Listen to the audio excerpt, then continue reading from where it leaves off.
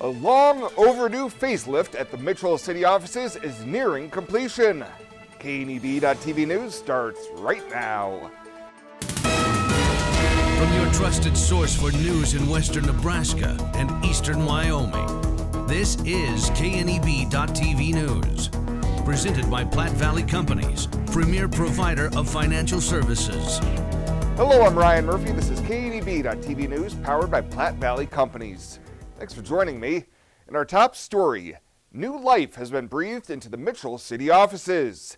City Administrator Perry Mader says over the past few weeks, staff has been keeping busy tearing down wallpaper, replacing light fixtures, and giving everything a fresh coat of paint. Very dated, a lot of wallpaper and some dated lights and fixtures, and so we had been planning on it for a couple of years. We had budgeted for some upgrades to the building, but we just never really had the window of opportunity until recently. He says the other part of the facelift was a call to action to city residents to bring in any old historical photos or documents of Mitchell.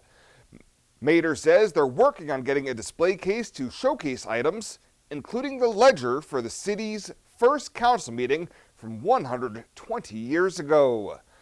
Well, a 41-year-old Gering man facing 3 felony forgery charges after allegedly trying to pass counterfeit $100 bills at 3 local businesses last fall has struck a plea deal to avoid going to trial. Court documents say that John Sturkle attempted to pass the bogus bills at the Gering Dollar General, Pony Express Mart, and WTT in Scottsbluff. Last month in Scottsbluff County District Court, Sturkle pleaded no contest to an amended charge of attempted first-degree forgery, and the other 2 counts were dismissed. Sentencing has been set for March 25th. We'll have more news right after this. The journey of a dream becoming reality. When we're young, a dream develops into a passion. That passion continues to manifest and grows as you do. It becomes all you want to do and all you want to be. It gives you direction.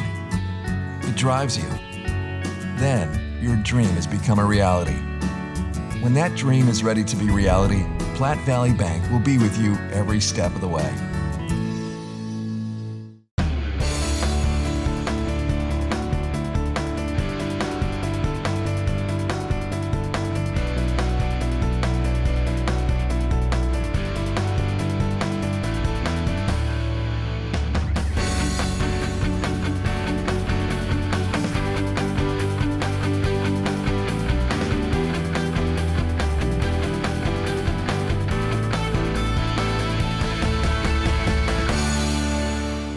My name is Angela and I'm with Langer Industrial Services. There's a huge technology part in metal, just with all the programs we use, running the scale and paying people, all the software. He does 24/7 ransomware monitoring, making sure the programs run smoothly, making sure everything's running properly. So it's nice to have Jeremy there to call when things go wrong. He's always there right away. He's, within 30 minutes he shows up. ERH Technology Solutions, we make technology work for you. Welcome back. Nebraska State Senator Mike Flood says he has raised more than $400,000 in the 2 weeks since he announced his campaign to challenge U.S. Representative Jeff Fortenberry in the Republican primary. Flood launched his campaign just several weeks ago and has received endorsements from Nebraska Governor Pete Ricketts and former Governor Dave Heineman. He launched his campaign as Fortenberry fights charges alleging that he lied to federal authorities who were investigating an illegal 2016 campaign contribution from a foreign national. Flood says in a statement that Nebraskans are not willing to gamble on the outcome of Fortenberry's criminal trial. Fortenberry raised $465,000 in the most recent filing period that ended in September of 2021. He had $897,000 in cash on hand. Well, Nebraska hospital officials said Monday that it appears the latest surge in COVID-19 cases, driven by the highly contagious Omicron variant, may have peaked in the state, but hospitalizations remain extremely high. The number of cases the state reported to the Federal Centers for Disease Control and Prevention last week was 22,302. That was for the week ending Thursday from the previous week's record of 29,141. But the large number of COVID-19 patients around the state, which hit 739 Sunday, continues to strain hospital capacity. Hospitalizations might still continue to rise in the days ahead because they tend to lag a week or two behind the number of cases. And a grand jury found no criminal wrongdoing in the deaths of 8 inmates last year, including 4 who had COVID-19. Records filed in Lancaster County District Court said 3 of the 4 men who refused to get vaccinated died, and 3 other state prison inmates and a Lancaster County jail inmate who had all had health issues died while in custody last year. No wrongdoing was found in their deaths as well. Well, coming up after the break, snow is in the forecast for tonight. How much can you expect? Bill Boyer breaks it all down right after this on KNEB.TV News. Western CPAP Supply has earned an impeccable professional reputation within the Wyoming and Western Nebraska region. Helping you get a good night's sleep is our passion. Our amazing team understands sleep disorders from a personal and professional level. We use CPAPs and BiPAPs too, and sometimes it just helps to work with people who share common ground. Our accredited CPAP supply company is approved by Medicare and Medicaid and is in network with every major insurance company in the region. Western CPAP Supply. We're here to help. Hydrozen. Unplug and recharge. What is Hydrozen? It's total body relaxation. It's total body recharge. It's floating weightless on water. Floating your aches, pains, stresses, and worries away. Hydrozen is a revolutionary new therapy using Epsom salt saturated water as a way to relax and rejuvenate your body. And it's now available in Scottsbluff. It is for most ages and has many benefits to the mind and body. Visit hydrozenfloat.com or call us at 308-63-FLOAT. Are new windows from Renewal by Andersen a great investment? You're darn right they are. Did you know that for less than your cable bill or cell phone bill each month, you could have new windows from Renewal by Andersen right now? Do the math. Renewal by Andersen windows will likely cut your energy bills significantly. They will likely substantially increase the value of your home. They're a great investment. Please contact our team now and ask about our fantastic financing options with approved credit right now. Renewal by Andersen, a great investment? You're darn right. This is KNEB.TV weather from the KNEB Storm Center, your trusted source for weather.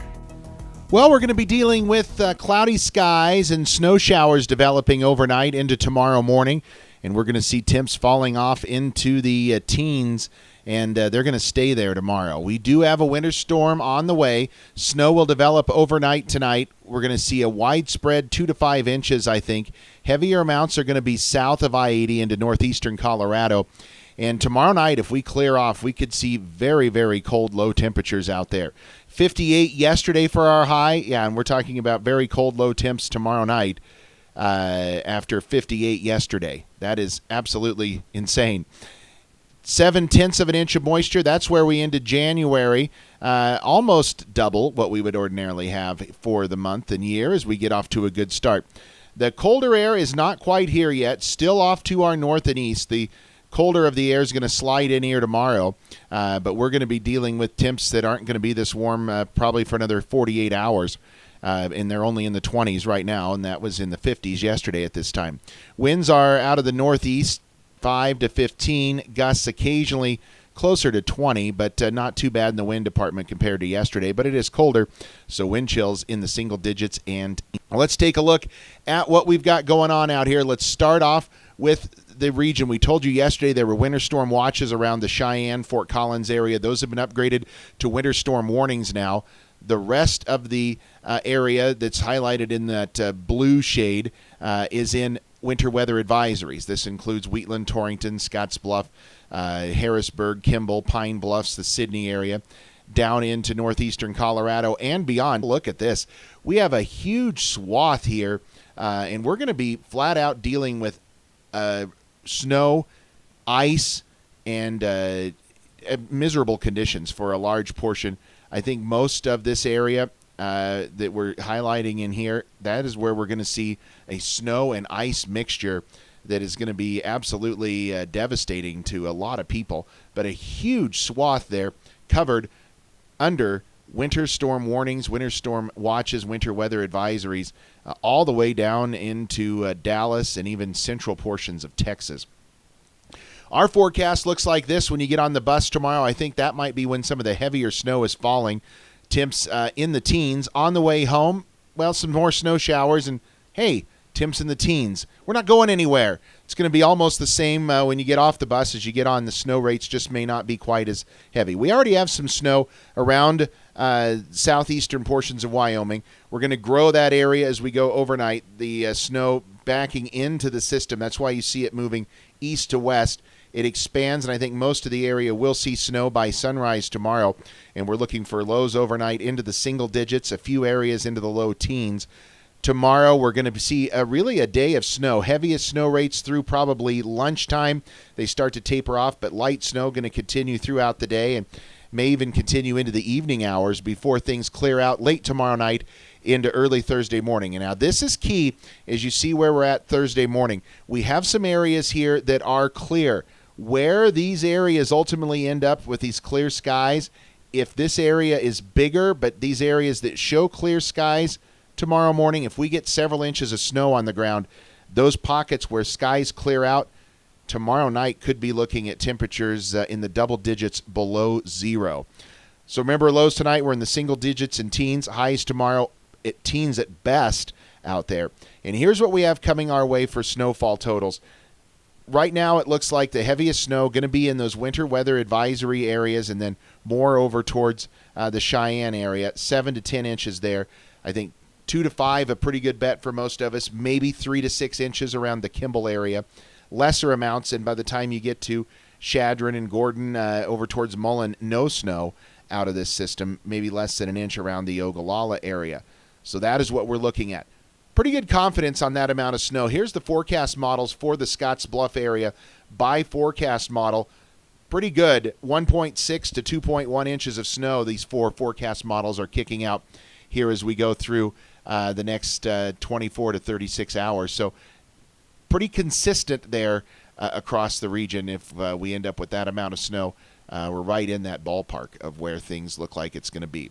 So snow developing, especially late. 13 for a low, 13. Tomorrow's high, 15 with snow, heaviest in the morning.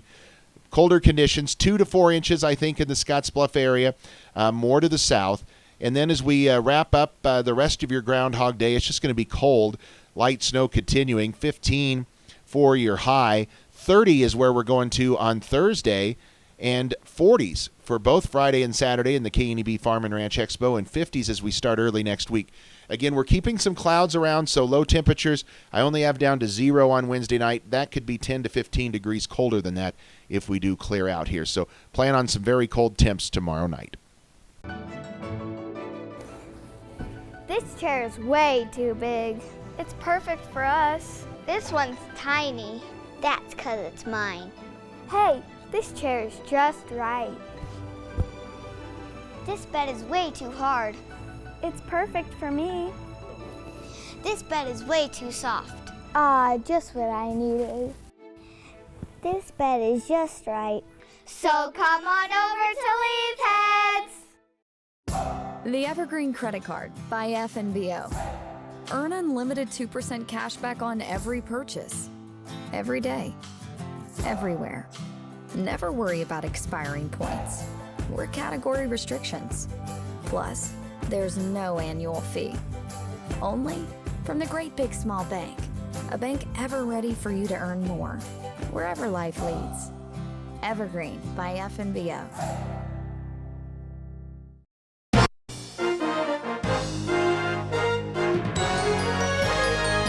This is KNEB.TV Ag News from the FNBO Ag Desk. FNBO, the Great Big Small Bank. 1,000 and more rabbits descended on the Scottsbluff County Fairgrounds in Mitchell on January 29th for the first Monument Bunny Breeders Association sanctioned American Rabbit Breeders Association show. Becky Ulrich, one of the show's superintendents, says they had a really good first show. We're excited about the interest and the people who have come.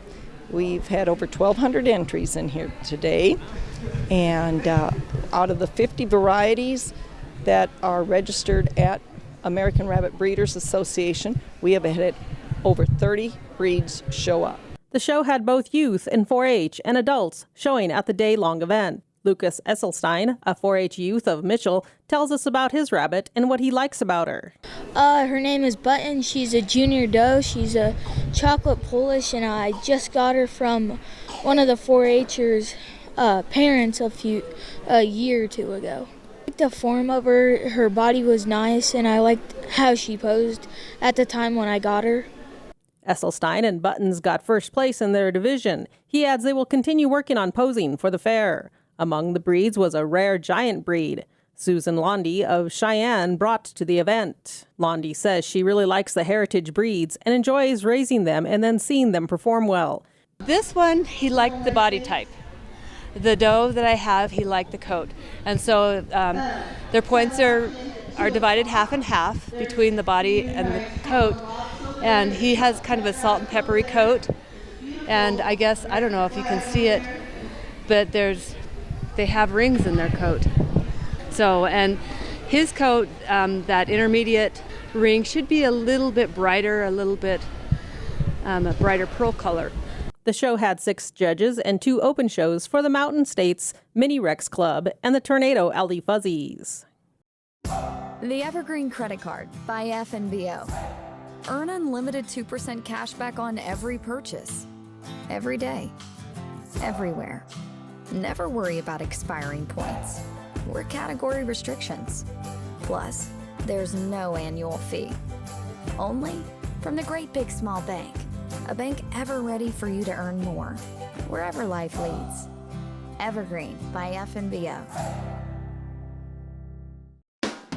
The Verizon family is full of frowns because they're spending too much for their unlimited data and phones, while the Viero family is all smiles because they're getting 4 lines of unlimited data with 2 free Apple iPhone SE for mom and dad and 2 free LG K31 smartphones for the kids, all for just $100 a month. They're saving so much, they're able to get Fido. Find out how you can too at Viero.com or your nearest Viero store.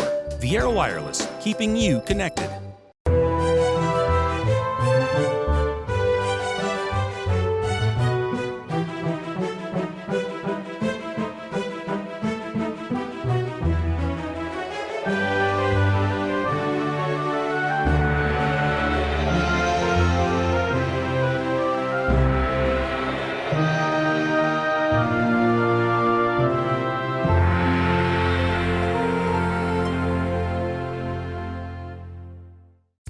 Well, let's take a look what's happening on today's community calendar.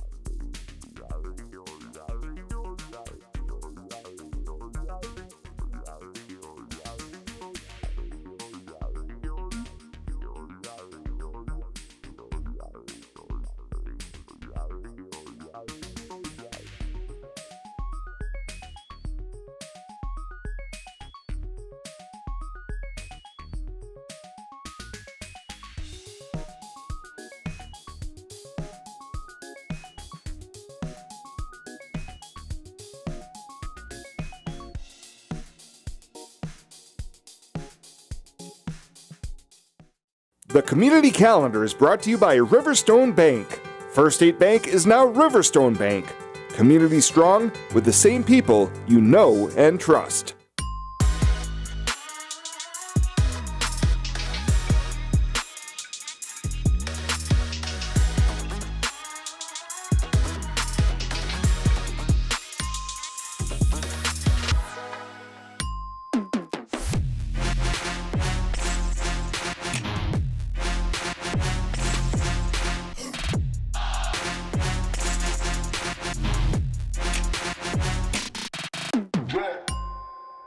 Swipe right, swipe left, endlessly searching. Finding the perfect match isn't always perfect, but it can be when it comes to finances.